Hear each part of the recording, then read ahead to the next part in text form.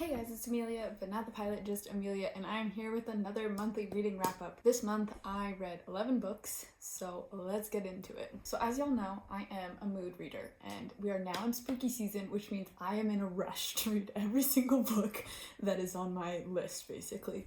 Because I feel like mostly I like reading sort of spooky, mythological, woodsy type of books. That's my favorite type of book. I like all types of books, but those are like my ideal, made for me. But I also exclusively want to read them in September to November. So every year I have this massive list and we get to autumn and I'm like, we gotta read it all. So I have indeed taken like 20 books out of my local library. Support your libraries. We'll see if I finish them all. Who knows? At the moment, I'm behind schedule on my reading plans. So we'll see together. All right, let's get into it. So to start with, I'm gonna do the audiobooks because I feel like they were not as exciting. So we're just gonna zoom through them real fast and then we'll get to the good stuff. So first off, I read Slow Productivity, which is a new book. The audiobook is read by the author. It's basically about trying to balance your work-life load, balance how fast people are working so that you don't burn out, and it's about slowing down your productivity, basically. Like being productive without overwhelming yourself and trying to find that balance in a work environment. I thought, overall, not gonna lie, he's saying a lot without saying anything at all. Because in general, it was sort of like, well, to start with, the work environment that we sort of have today. I'm generalizing a bit because obviously in different countries there's different vibes, but this is based on American capitalism and work environments, as the author is American, I think. And it's basically just talking about how the whole work environment that we have today is based on the idea of a 9 to 5, and that you have to be in your office desk working from 9 to 5. But that is not ideal for every type of job, every profession, etc. And it doesn't make sense to do that anyway, because everyone has different working habits as well. Like, for example, I am more productive in the morning, and then I hit 2 p.m. and I'm useless, basically. So I waste most of my productivity commuting to and from work was my main problem. But on top of that, when I worked at an office, I would say I probably did maybe about 4 hours of solid work a day. I got everything done that I needed to get done, don't get me wrong, and I did more than I needed to get done. But at the same time, you're there from like 9 a.m. until 6 p.m. I'm not working that whole time. I had nothing to do for most of it. Most of the time I'm just sitting there rearranging folders or something, or emailing random people. Like, and why? Why is that what's the general basic way that people work? Like, that's not how it should be. So he's basically advocating for hybrid working situations and like more flexible working hours, and why that's beneficial for your manager, but also for the working person. So basically, I didn't think it was like anything unheard of. It's sort of like, yeah, we've been new. Like, I don't really know why you would have to read this book. I would say this would be a great book to like gift to your boss and get them on like this whole kick of like, oh, I'm a cool boss. I read this thing on productivity and I realized that you, the worker, do better work when you do it in your own time. That's what this book is for. This book is for bosses who don't understand this. I read it and I was like, yeah, exactly. What else? So honestly, I don't really know if I would recommend it. I also, not gonna lie, as I do, judge the book on its cover, and I wanted to read this book because I thought it was a nonfiction about like climate change and productivity, which I thought was a very interesting intersection, but it wasn't. The cover's got trees, which doesn't make sense to me, graphic design wise. It had nothing to do with trees. I guess they're saying like, oh, a tree grows slow and is productive, but not once did they make that metaphor in the book that I remember. Anyway, next I read Frankenstein. I didn't actually read it in this order, but we're just doing audiobooks at the moment. So I reread Frankenstein. I read it when I was in like, I don't know, 7th grade or something in middle school. And I really liked it. I remember reading it back down and really liking it.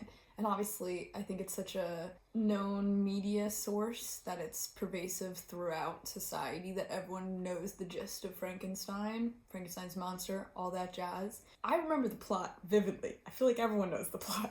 It's pretty obvious. If you don't know, Frankenstein is about this man whose last name is Frankenstein, who is a scientist, and he ends up making this monster from like different body parts and electricity, and that's how we get Frankenstein's monster. Often confused, people call the monster Frankenstein. This is not true. We know this. Come on, guys. Get with it. And then the whole book basically is from the monster's perspective and the creator's perspective, going back and forth, how the creator is like horrified with what he's done, how he's like has this inner turmoil of like, I created this being, but who am I to create a being? Like that whole concept. But also because the monster looks hideous, he's immediately hated. Or the creator immediately hates the monster and is like, he's horrible, I can't believe I created this monster. But then we get the monster's perspective, and the monster's just a guy. And he just wants to be loved. And he just wants some friends, but everyone's scared of him. So it's very much sort of who's the monster and who's the man type of vibes, similar to Hunchback of Notre Dame. It's one of those type of stories. So, I mean, it's a classic. I would read it. It's really short. 10 out of 10 recommend.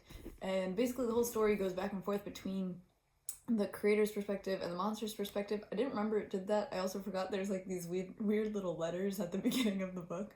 I forgot how like gay the whole book sort of is. Not gonna lie.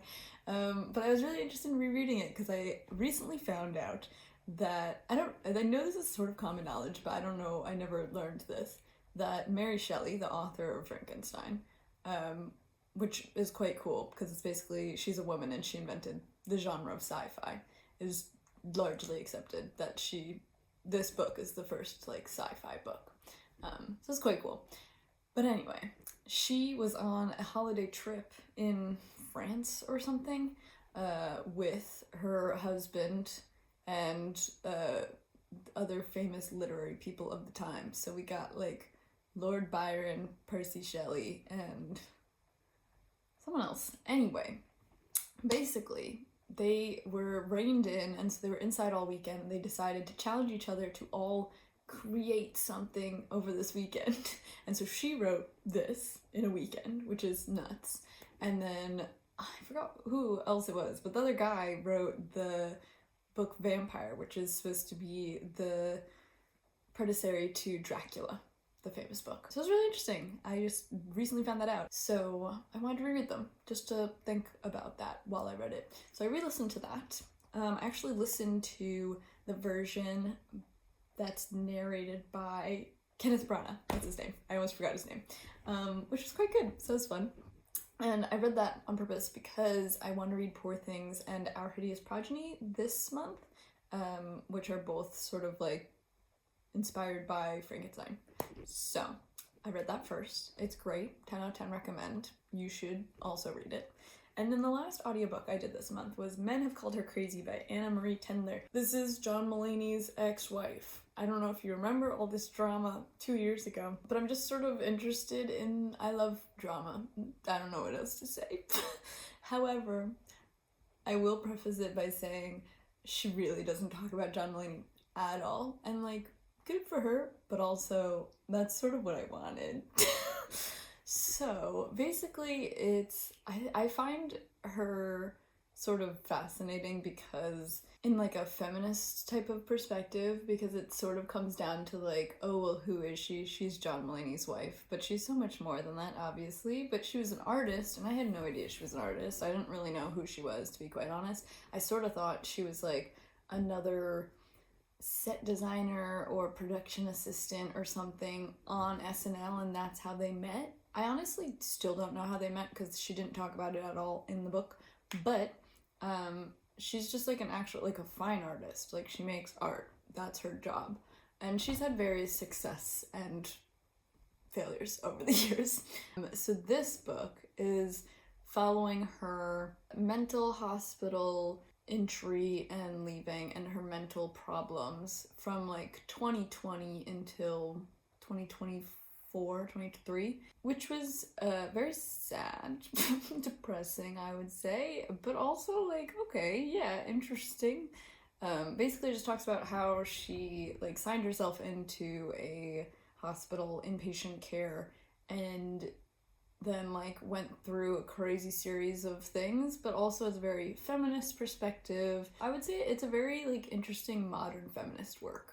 I don't know, but also she's just a person and her life's not that interesting. I don't know if I'd recommend it, to be quite honest. I was just really intrigued because after their big blow up divorce situation, the messy whatever that happened with John Mulaney and her, I feel like she really blew up on Instagram, and now I'm aware of her art, and I think her art is really spooky and cool, and I just am fascinated by like that as a person. Like she's just very into like sort of theatrical and antique stuff, foresty, spooky witch vibes, and I love it. So I've been reading, or like looking at her stuff, and then when she came out with a book, I was like, of course I'm gonna read this, and I thought it was okay. Now, on to the books. Okay, so I read quite a few books this month. I am getting through my fall book list, I guess you could say. First, we did Emily Wilde's duology with my book club. So the first one is called Emily Wilde and the Encyclopedia of Faeries. And the second one is called Emily Wilde's Map of the Otherlands. I thought these were okay. First off, I have a massive problem with the covers and the titles. I think they're a marketing nightmare because I feel like I've heard people talking about these books for years and like, oh, like I love the characters, it's such a fun fantasy book, blah, blah, blah.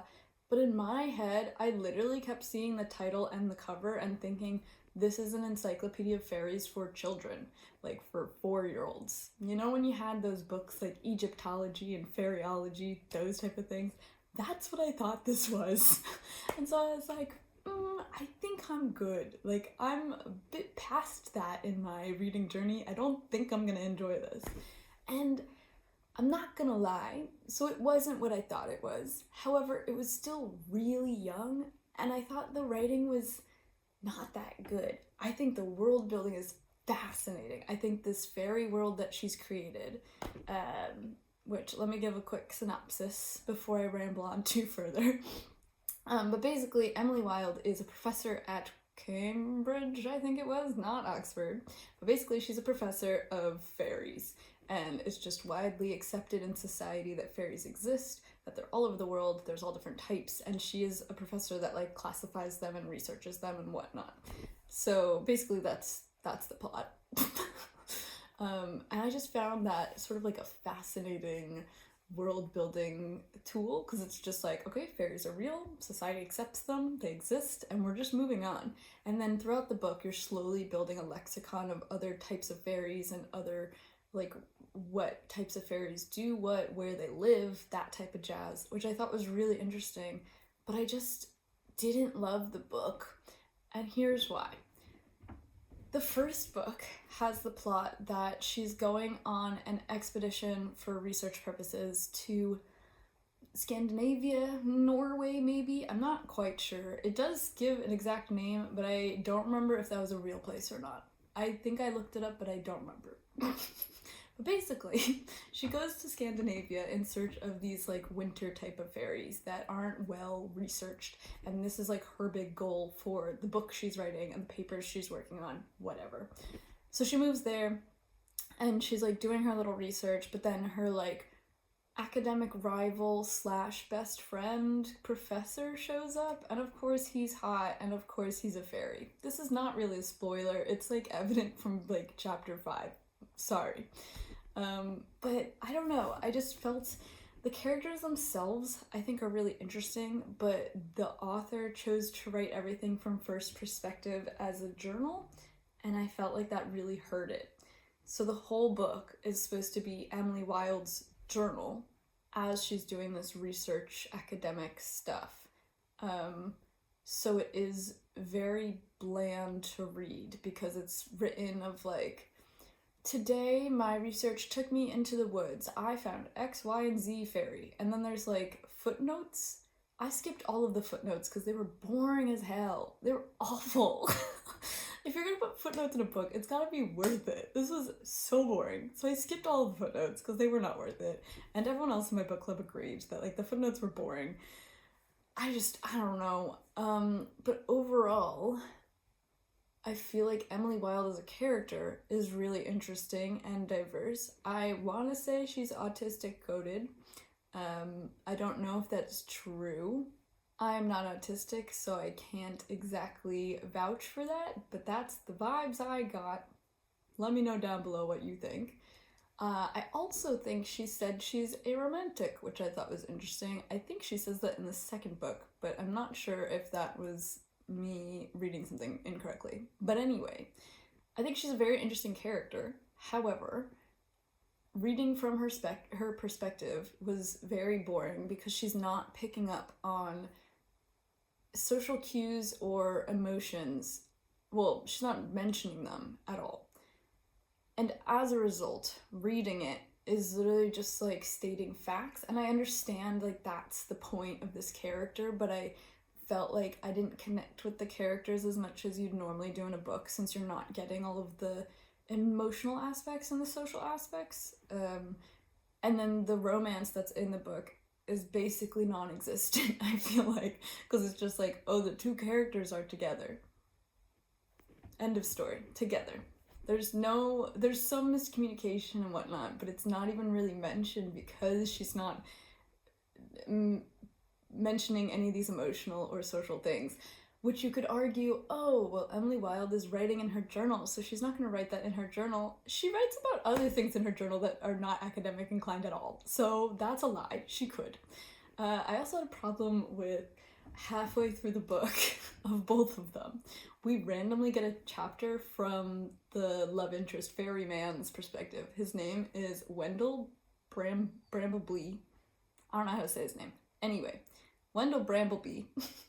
And halfway, or I would say in the final act of each book, he writes a chapter in her journal, which is sort of fun to get his perspective, and I hated it. Because I feel like that's such lazy writing, because obviously the author wanted to get his perspective on things and show that like he's interested in all this jazz.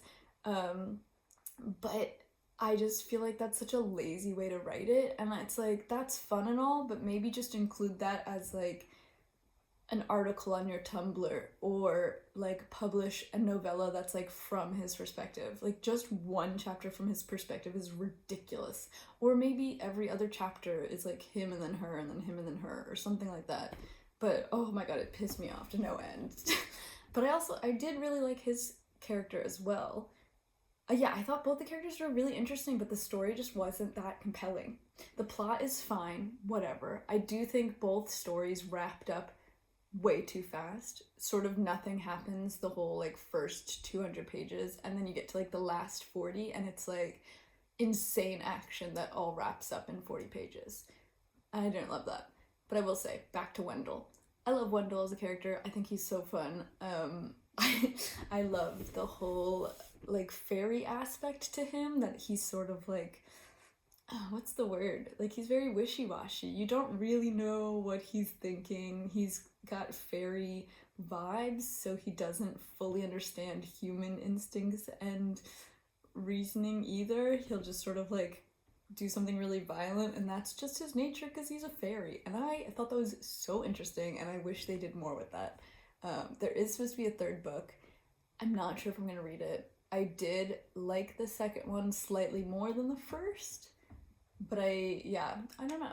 I don't know how to feel about them, because I just found like the world building, the characters were so cool, but I thought the writing was not very good, and it made me really upset. But I did read the second one as part of my NetGalley. I got an ARC from NetGalley, so I'd like to thank NetGalley and the publishers and the author for giving me a chance to review it. That's my review. Thank you. On to the next. I read Witch's Guide to Fake Dating a Demon, which is what I like to call a Halloween Hallmark book. I love the concept of like a Hallmark movie, like a Christmas Hallmark movie, but like Halloween coded. And that's like, I'm just slowly trying to collect books like that because I'm not a big rom-com girly, but when it comes to Halloween rom-coms, I'm all in. I'm obsessed. I love it. This one, not very good. I think this is a like series, like a rom-com series. And this one, I already forgot both of the characters' names, but basically the concept is that this girl is not a very good witch, but it has been written in the stars. It's been prophesied that she is an extremely powerful witch, but her family is all very disappointed in her because the only thing she's good at is plant magic, and she can't even do a basic spell. And so the book starts with her attempting to do a basic spell, messing it up badly, and by accident summoning a demon. And so now she has this demon, and the way summoning works means that the demon's not allowed to go until your deal is complete. But she's like, I didn't even want to make a deal. I didn't mean to request your services, sir. Please kindly disappear. And he's like, well, I can't. And now they're stuck together. However, maybe they're in love. And that's all I'll really say about this book. It was silly, it was stupid, it was fun. Did I love it? Not really. But it does have like just a ridiculous plot, which is always a fun time. There was a couple really just ridiculous sexual moments that this is why I can't do romance, because I just can't take them seriously when they do stuff like that. I'm like, girl. Anyway, if you love rom-com, I think you'd like this one, to be quite honest. Next, I read a graphic novel called Garlic and the Vampire, which was just sort of cute. It's about this little witch's garden where all of the vegetables are like alive little humans, and then a vampire moves in on the hill above in the mountains, and all the vegetables are freaking out, and they decide that Garlic, the really scared little Garlic, needs to go up and talk to the vampire because obviously vampires don't eat garlic. So it's just like a cute little graphic novel. I think it's only like 3 chapters long, but it was fun, and the illustration style was really pretty. I liked it a lot. Now, we're getting into the good stuff, guys. I think this might be my favorite book of the year. Straight up. It was so good. So good. It is called The Pairing by Casey McQuiston. This is the person who wrote Red, White, and Royal Blue and One Last Stop. And there's another one as well, I can't remember what it's called. But basically, I like Red, White, and Blue, but I don't love it. And I didn't really like One Last Stop all that much. However, this one is like so good. So good. It like is my new favorite one, but also like maybe one of my favorite all-time books of all time. And it's a rom-com, which I'm usually not into. We just talked about this. However, let me tell you the concept and you will see why. This is like right up my alley. So basically, it has everything. The whole concept is, oh god, I'm just like still buzzing about this book, and I read it like at least 2 weeks ago. I already want to reread it. So it's queer, obviously. Mainly bisexual, I would say. Love that. And the characters are like childhood best friends to lovers to exes to enemies to lovers. Come on this journey with me. So most of that happens before the book starts, right? Like that's the setup. The book plot itself is like enemies to lovers. So there you go. Not all of that in one book. That would be crazy. But basically it's Theo and Kit, and oh, god, I love them. Okay, so I also just love the layout of the book. I'm gonna like okay, where do I start? So basically the concept is that Theo and Kit were best friends from childhood, eventually became lovers, were dating, blah blah blah, and they were supposed to go on a Euro trip together. They break up on the plane and cancel the Euro trip, and then never talk to each other again for 4 years. The book starts 4 years later, and Theo now has to go on the Euro trip by themselves because the voucher is expiring. And so they get on the bus, and lo and behold, Kit is also there because Kit also hasn't used the voucher yet and needs to use it before it expires. Now they're stuck on a Euro trip together. And you know how Euro trips can be.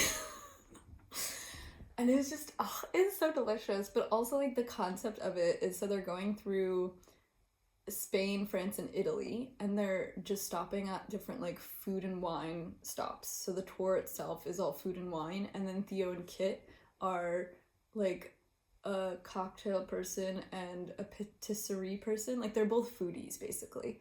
And so they're, like, gushing over all the food, and every single chapter is a different city. And each city, it talks about, like, the food and wine pairing, basically. And it was so good, and also made me so hungry. And also, now I have to go to all those places. I've only been to, like, 3 of the cities that they went to, which made me very upset. I have to go to more now. But oh, it was just so good. And it's just, like, it's such an interesting concept, and it was just delicious. And the romance, and, like, I don't want to spoil it because the things they do are crazy, and I loved it. It was, it's crazy. So before I end this glowing review, I will talk about the, like, format of this book. I also thought was really cool, and I just want to give Casey some ups on that. Basically, the first half of the book is the one character Theo's perspective, and the second half is Kit's perspective. Sort of a spoiler, but not really, I don't think. Sorry. But basically, the way it starts is the very first chapter is called The Beginning, and it's Theo's perspective on the beginning of their relationship. The next chapter is called The End, and it's Theo's perspective on the end of their relationship. And then we go to 4 years later, they've started the tour. And so it's, like, about 8 stops on the tour from Theo's perspective. Now we're halfway through the book, and we get Kit's perspective on the beginning of their relationship, and Kit's perspective on the end of their relationship, and then the 8 more stops. And I was like, it's just so good. Like, oh my god, I'm obsessed. It was just, yeah, one of my favorite books, not gonna lie. Like, probably of all time. So read that and let me know down below what your thoughts are, because I'm buzzing about it, man. I can't stop talking about it or thinking about it. Alas. Next, I finally finished Outlander number 5, Fiery Cross. Jesus frickin' Christ. That book is 1,400 pages long, and it should only be 50 pages. At this point, I'm convinced that Diana Gabaldon, or however you say her name, does not have an editor at all. Because basically, I think she just types a bunch of stuff, and then they just send it straight to the publisher, and people buy it and read it. I don't understand how she's gotten away with it for this long. This book is insanely awful. I'm sorry if you like Outlander, but I'm gonna go on a little bit of a hating rant for the moment. I like Outlander 1 through 3. After that, it gets bad, man. It gets so bad. Basically, I feel like her whole series revolves around the concept of it's building up to Culloden. But then once Culloden happens in book 3 or whatever, what are the characters going for now? Nothing. They have nothing to go for. And so now she's moved them to America. Spoiler alert, but not really. This book is over 20 years old. She moves them to America, and now it's building up to the American Revolution, and I just can't stand it, man. That's so... Also, I don't care about the American Revolution. I can't. It's so boring. And the way she's written it is even worse, because she's even done, like... Let me break down the book for you. These are full spoilers now. If you don't want to be spoiled for this friggin' book, if you've seen the TV show but haven't read it, I need you to listen to this right now, because it's insane. The first 300 pages of this book, they're at a gathering on the side of a hill. It's just like everyone in North Carolina is at this gathering, and Claire is tending to sick people. Jamie is solving problems as they do. Brianna and Roger are having a bit of a marital dispute, but not really, of like, should we have another kid? I don't know, it's dangerous. That's the first 300 pages. Nothing happens. It's just them setting up the two concepts of Jamie is going to eventually have to fight in the Revolutionary War, and he needs to start preparing for that, and it's going to be rough. And Brianna may or may not have another child, and they need to sort that out. That's what the first 300 pages do. It was so boring. The next 200 pages now, they get back to Fraser's Ridge, right? And now the next 200 pages are Jamie now recruiting his militia, because he's been asked by the governor to form a militia to like conquer this like regulators group, which is like an uprising. And it's 200 pages of him going around recruiting men, and then the end of the 200 pages is, oh, we don't need to have a militia anymore. You've been disbanded. That's 200 pages wasted. It was so boring. So boring. It was ridiculous. Oh my god. And then there's also, okay, sorry, in that section, the most graphic, horrific one chapter of a thing that happens. This is, Diana is just writing for shock factor. It's like 300 pages of nothing, nonsense, useless information, not relevant to plot or anything, and then she'll throw in one chapter that's like the most horrific thing you've ever read, truly horrible, the characters are freaked out, and then they just move on. There's no character development at all in this book, I would like to state. So there's this truly horrific scene, which is like Jamie and Claire end up going to recruit this one man that lives alone in the woods with his wife, and they show up, and the man has had a stroke and is unable to move, and the wife is like beating him and leaving him upstairs in the attic, and it's the most horrific, like, 10 pages I've ever read. It was horrible. Moving on, the next 200 pages after the militia thing is now Jocasta's wedding. I don't know how we got here. There's no transition between anything. It's just ridiculous. So we did this whole militia thing. They're back at Fraser's Ridge. Now they're at Jocasta's place. And it's Jocasta and Duncan Inez's wedding. And so now they're here. They're trying to have this wedding for 200 pages of them partying and having a good little time in the bushes. Every single page in this book is them having a good time in the bushes. It pisses me off. I don't know why they're so horny all the time. They're dirty as hell. There's horrors happening all around them. I hate these books. I don't know why I'm reading them anymore, to be quite honest. I need to stop. But honestly, I probably will continue, just because I like a good rant, you know? And I have this thing in my head where I'm like, I can't watch it until I've read the book, so I know what it's supposed to be. I bet you the TV show is better than this. I think it is, but I guess I'll find out soon when I finally watch it. However, we carry on. 200 pages of this wedding. Nothing happens the whole time until the very end. We're now like 1,000 pages into this book. 1,000 pages of nothing. It's awful. And so the end of the wedding section is like the most insane 2 chapters of an entire book series, because basically a whole bunch of stuff happens in this one chapter, and then the whole thing is resolved in the next chapter by them just sitting around a breakfast table postulating on how this all happened, and then just moving on. They don't prove any of it. They just go, well, I think Stephen Bonnet is here after our gold, and he must have murdered that lady. And then they just move on. It's insane. It's actually insane. And then, from there, we get, 200 more pages? Oh, yeah. So then after this, we get, 200 pages of, the militia again.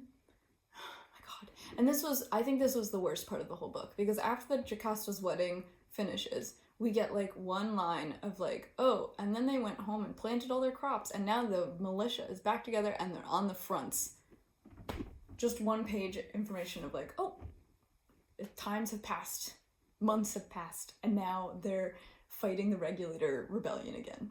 And they're on the front. And then we get 200 pages of the worst writing I've ever read. It's literally journal entries from the general who we've just met. He's this new character I don't care about, but it's journal entries about his war time. So it's just today we marched the army south 300 meters and then we lost a prisoner of war. Tomorrow we're going this way. It was so boring.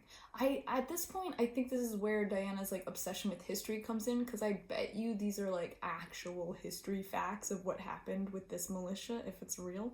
But I didn't care. It was so boring. And then every once in a while you'd get a 2-page chapter from Roger's perspective or Jamie's perspective being preparing for war is rough, man. I'm so traumatized. And you're cool. Finally, the battle happens, and yet again, the most horrific thing you've ever read, Roger gets hung, on a noose, breaks his neck, sort of, but doesn't die, and they find him and are able to resuscitate him, and Claire somehow, by a miracle, saves him. But now he's got a hole in his throat. It was horrifying. And then the next 200 pages are just like Roger moping about because he just lived this traumatic, horrible, awful thing, and everyone's like, I don't know why he just can't get over it. I hate these books. I hate them so much. And then, at the end of the book, we get this little ridiculous event, which is basically Jamie's been looking for Stephen Bonnet this whole time. And just a reminder, Stephen Bonnet is the one who raped Brianna and Claire, I think. Anyway, we hate this man. Cool, moving on. Jamie's been looking for him because Jamie just likes to cause problems.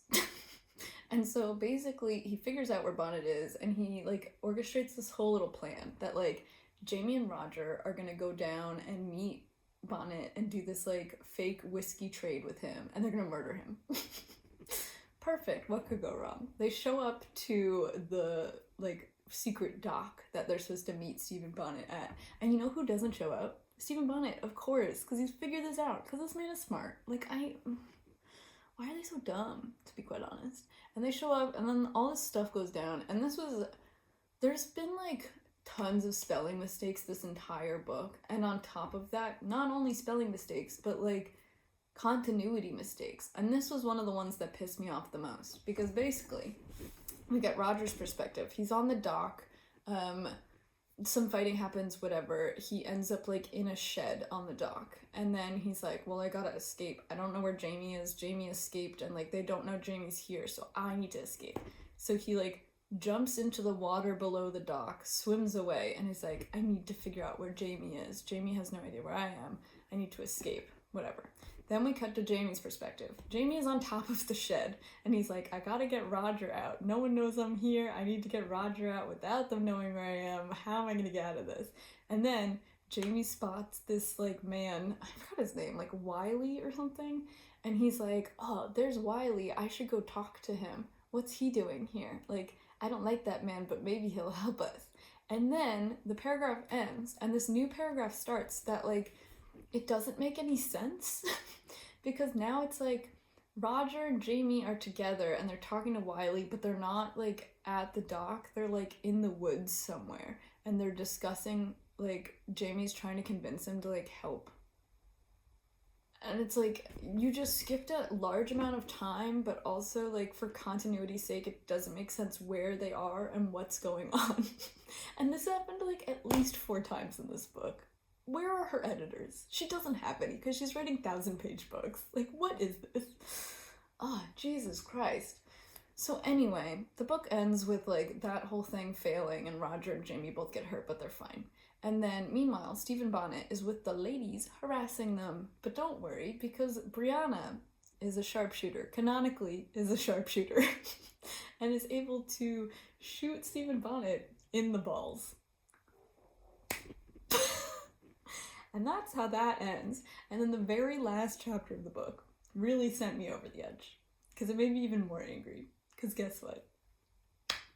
They're back on the farm, having good little farm time. Yet again, we've skipped a massive amount of time. I don't really know what's going on. Claire is like grieving because she accidentally killed somebody. She's writing notes, whatever. Ian shows up. Young Ian, the one that went with the Native Americans. He shows up and he's got this little black book. And first off, they're like, thank God you're alive. We haven't heard from you in over a year or 2. And then he's like, I found this little black book. It's got weird stories in it from this man who says he traveled through time through a stone. And they're all like, what? And then they read the book all together and they tell Ian, oh, well, you know, like, Brianna, Roger, and Claire all traveled through stones. They're from the 1970s. And he's like, I knew it. And then they read the book, and it doesn't really tell them all that much, to be quite honest. It's like mostly things we already knew. So it was a waste of time. But they like confirm some stuff. I'm like, I thought we already confirmed this, but whatever. But then basically at the very end, the kid, Jem, who they're not sure if the kid can travel through stones, he like picks up a precious gem, and the precious gem like heats up and explodes, and that's how they know he could go through stones. And it's like, cool. What pissed me off is that Ian shows up, and throughout the book, they've been talking about him because they're like, oh, we miss him. I hope he's okay. Like, last I heard, he was getting married. We don't know if he got married. Is he still alive? Last I heard, he's supposed to have a baby. Did he have the baby? Who knows? He shows up, and they don't ask him a single question. They don't ask him how he is. They don't ask him where his baby is. They don't ask where his wife is. And he says something weird about the wife that sort of sounds like she's died. And they never ask a single question because they're all too self-focused, and it pissed me off. And I was told from one of my friends who's read them and watched the show already that we're never gonna find out. And that makes me so angry. So we'll see. Perhaps I'll spite read the next one just to see if they talk about Ian again. But that's how the book ends. And oh, it was so bad. And I think what really tops it off for me is that I don't feel like any of these characters had any character development or growth in any way, shape, or form at all. And on top of that, I don't feel like the characters are compelling anymore, because I feel like in the first one, the whole thing that sort of drew me to it was that Claire is a headstrong surgeon, female doctor lady.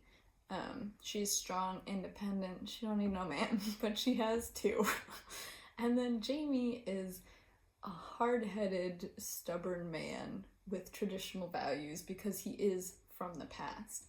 And then together, they have to learn how to work together and whatnot, and Jamie needs to, like, understand that he doesn't own Claire, basically, is what I felt the first book was about. And we get a lot of character development from Jamie, like, accepting Claire like that, and them, like, loving equally, and him not, like, owning her.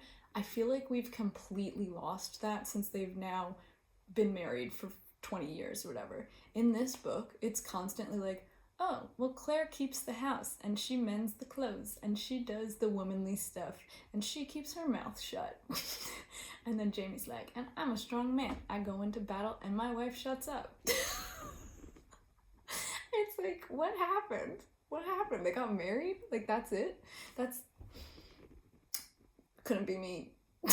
That's all I have to say. Like, yeah, there should be compromises and what in marriage, but you need to work together and respect each other, and I don't feel like, what happened?